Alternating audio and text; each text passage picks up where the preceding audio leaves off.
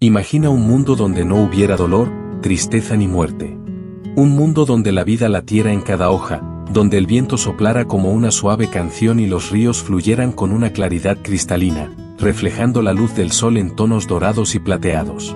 Cada criatura vivía en perfecta armonía, cada sonido de la naturaleza hablaba de orden y belleza. Es en este contexto que comienza la historia. Y la protagonista que hoy conoceremos no nació en pecado, sino en la más pura inocencia, Eva, la madre de toda la humanidad. Formada por las manos del mismo Creador, tomada del costado de Adán, vino al mundo perfecta, sin mancha, rodeada de belleza, sabiduría y comunión directa con Dios. Eva no estaba sola. A su lado, el primer hombre, Adán, moldeado del polvo de la tierra y animado por el aliento divino, llevaba en su ser la imagen y semejanza de Dios. Vivían en el Edén, un jardín no solo hermoso sino también sagrado, consagrado para ser el lugar donde Dios y la humanidad caminaban juntos, en constante diálogo y llenos de intimidad. Allí, cada fruto, cada aroma y cada color hablaban de la bondad de Dios. No había tormentas de miedo ni nubes de culpa, solo el resplandor de una creación en perfecta armonía, donde la risa y la alegría natural formaban parte de la vida cotidiana, y el silencio de contemplar la presencia de Dios bastaba para llenar el corazón humano de paz y satisfacción. Pero había un orden, un límite. En el centro del jardín se alzaban dos árboles, el árbol de la vida, símbolo de la comunión eterna con Dios, y el árbol del conocimiento del bien y del mal, cuyo fruto estaba prohibido. Dios no los privó por crueldad, sino por amor, para preservar la vida y la santidad. El mandato era claro: de todo árbol del huerto podrás comer libremente, pero del árbol de la ciencia del bien y del mal no comerás, porque el día que de él comas, ciertamente morirás. Génesis 2, 16-17. Esta prohibición no era solo una instrucción, era una invitación a confiar plenamente en Dios, una prueba de fidelidad que revelaría el carácter humano ante el Creador. Este mandato no era solo una regla, era un pacto de obediencia y confianza. En el Edén, la obediencia no era una carga, era un placer. El pecado aún no había entrado en el mundo.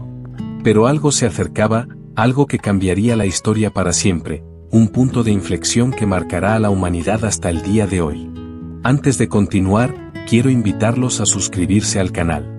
Aquí, profundizamos en las historias bíblicas, no solo como relatos antiguos, sino como verdades eternas que moldean nuestra fe.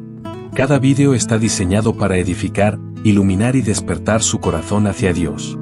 Al suscribirte, formas parte de este viaje de descubrimiento, aprendiendo a aplicar los principios eternos de la palabra a tu vida diaria. Así que, suscríbete ahora, activa la campana y recorre conmigo las páginas vivas de las Escrituras, comprendiendo cada detalle que Dios reveló sobre nosotros y su plan redentor. En el Edén, nada parecía amenazar esa paz. Pero la narrativa bíblica nos revela que, fuera de ese jardín, ya se había producido una rebelión. Lucifer, otrora un querubín glorioso, se había exaltado contra Dios y había sido expulsado de su presencia. No podía destruir a Dios, pero sí podía intentar manchar la obra maestra de su creación, el hombre hecho a su imagen. Y así fue como la serpiente, instrumento de Satanás, entró en el Edén, impulsada por la envidia y el odio hacia la perfección del plan divino. Con astucia, se acercó a Eva. No se acercó con fuerza ni violencia, sino con palabras suaves y sutiles, engaños que parecían inocentes. Preguntó: ¿con qué Dios os ha dicho, no comáis de todo árbol del huerto? Génesis 3, 1. La duda se plantó. Eva respondió, pero algo ya era diferente.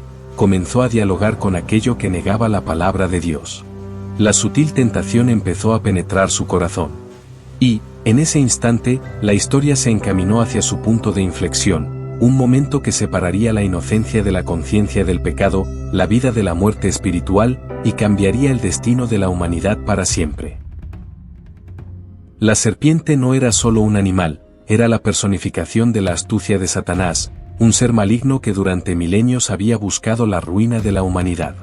Con palabras suaves pero engañosas, comenzó a cuestionar el mandato de Dios. No moriréis, sino que Dios sabe que el día que comáis de él, se os abrirán los ojos y seréis como Dios, conociendo el bien y el mal. Génesis 3, 4-5.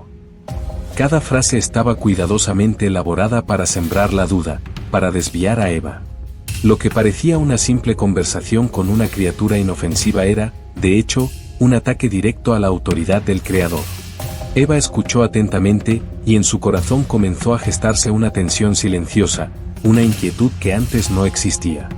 Contempló el fruto, tan brillante, tan apetitoso, que parecía invitarla a tocarlo.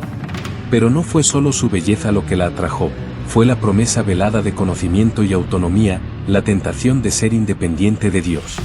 3 puertas espirituales se abrieron ante ella: la lujuria de la carne, la lujuria de los ojos y la vanagloria de la vida, 1 Juan 2:16. Cada una era peligrosa, capaz de arruinar la perfecta comunión que Adán y Eva disfrutaban con el Creador. Con un corazón apesadumbrado pero curioso, Eva extendió la mano y arrancó el fruto. El momento pareció insignificante, pero tuvo consecuencias eternas. Al comer, no solo desobedeció, marcó la entrada del pecado al mundo. Un escalofrío espiritual recorrió su alma, y la gloria que una vez la vistió se desvaneció como un velo que se quita.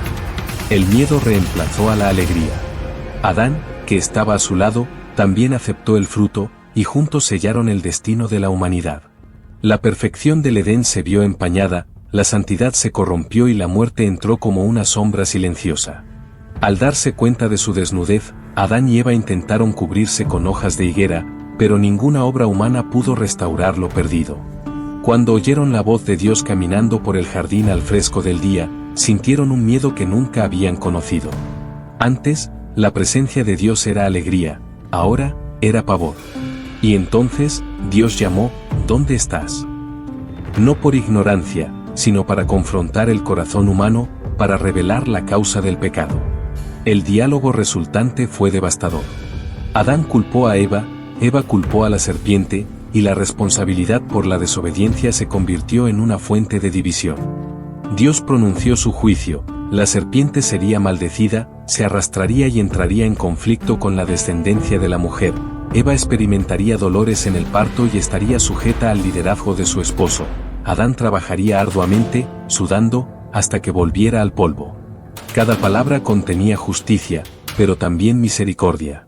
En medio de la sentencia, resplandeció la primera promesa de redención, el protoevangelio.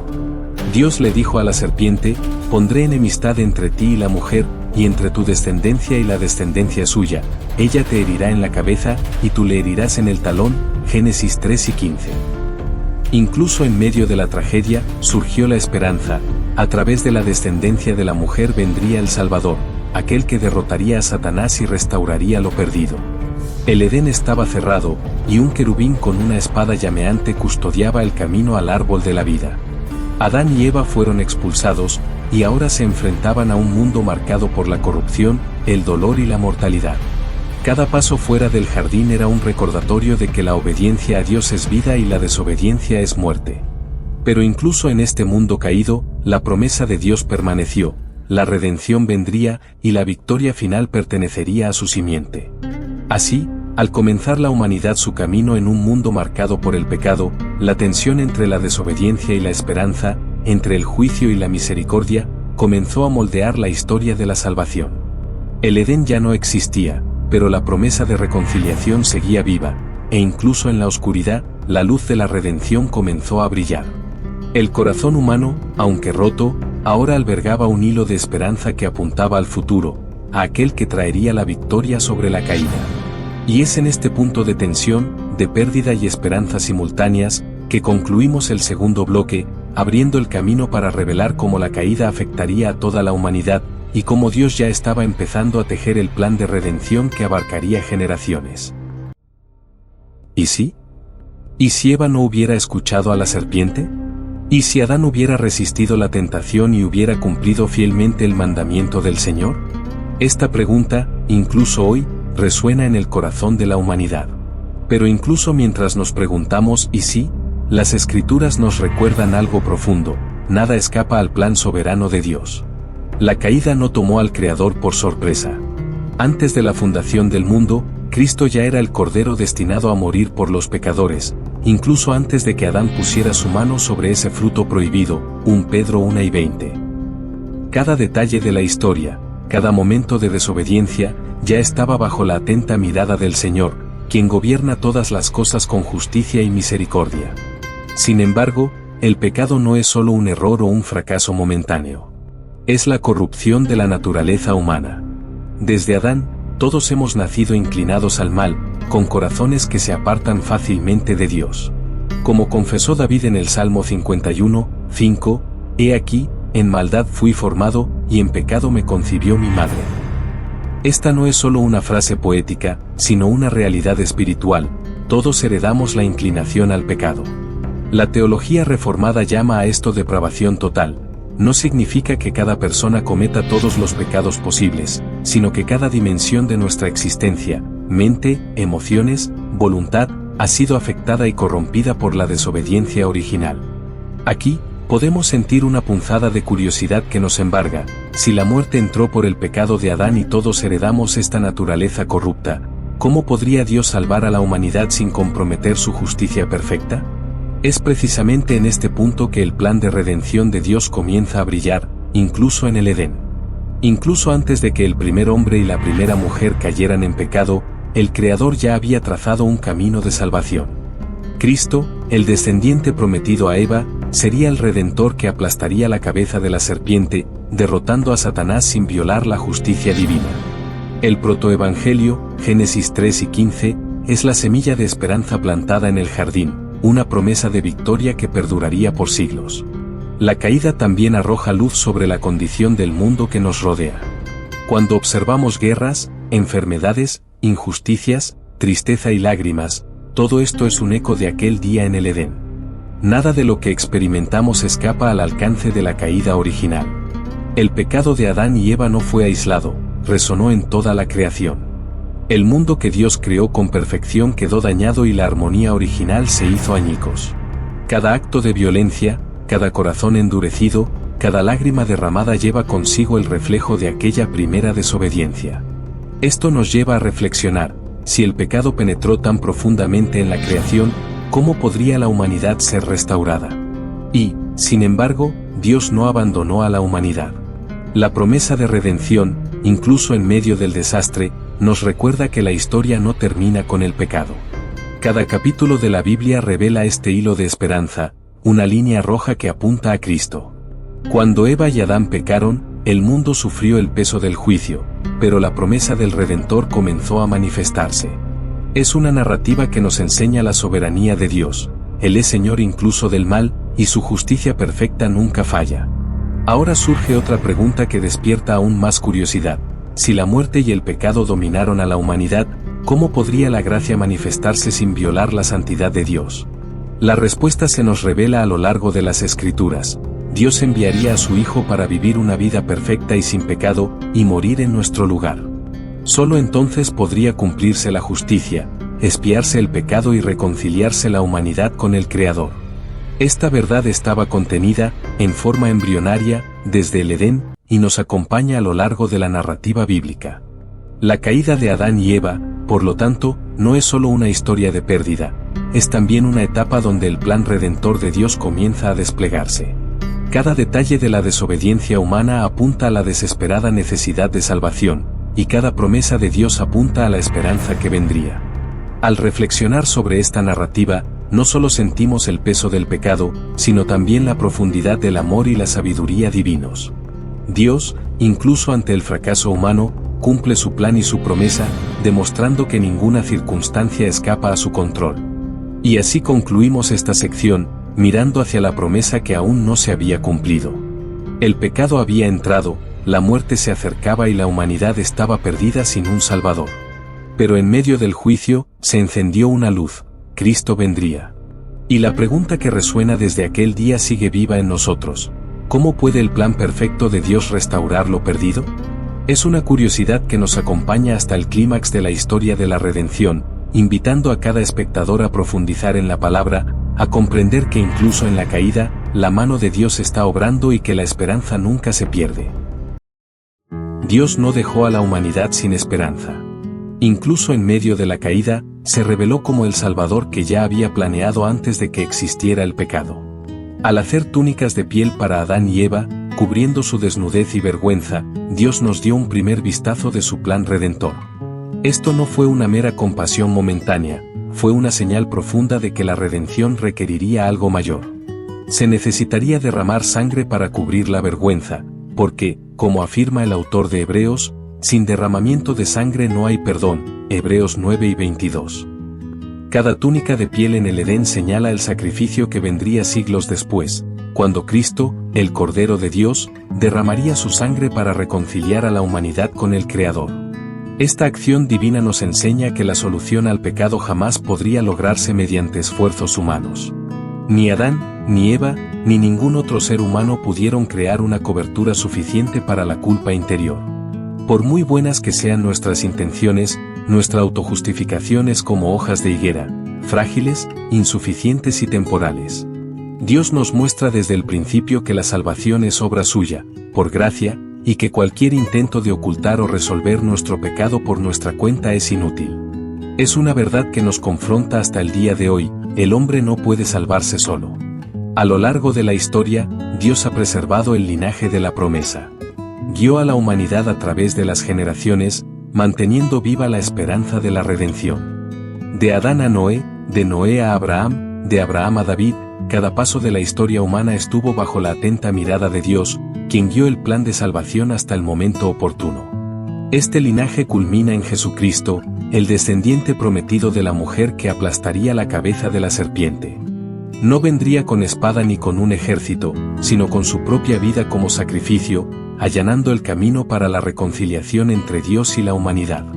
La cruz, entonces, es la culminación del contraataque de Dios contra la caída.